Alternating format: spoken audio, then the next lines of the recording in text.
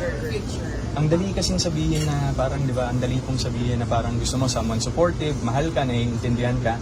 Pero pag nandun na kayo sa setup na yun, lalabas na yung mga bagay na hindi nyo na-expect. So, ako nga, parang nababago ngayon eh. More on an open-minded girl, sana yung networking. Sana wala ka pang nakikita na someone talaga na parang gusto mong ligawan, or nakaka-chat. Sa ngayon po, meron na rin syempre po na nangyayaring ganyan, but hindi natin masyadong hina-hard sell. Saka hindi natin masyadong talagang...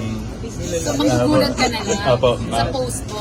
siguro po, parang ganun. Parang ito po, nagulat kayo sa bar. So, ganun lang po, as long as naman na, kumbaga kung ano po kasi muna yung opportunity ngayon, unahin ko po muna kasi lalo po yung company ko rin, yung Myriad Corporation. Sobrang dami po namin gagawin next year in terms of concerts, international concerts. Meron din po ako international film na gagawin next year. So, sa New York ko po siya isushoot. Tapos foreign production po siya, mostly. So, Ikaw lang ang Pinoy na. so parang ako lang po ang Pinoy. Drama? Ano po siya, it's a trilogy of short films. Pero it's more on an advocacy film po siya for women empowerment and women's rights po.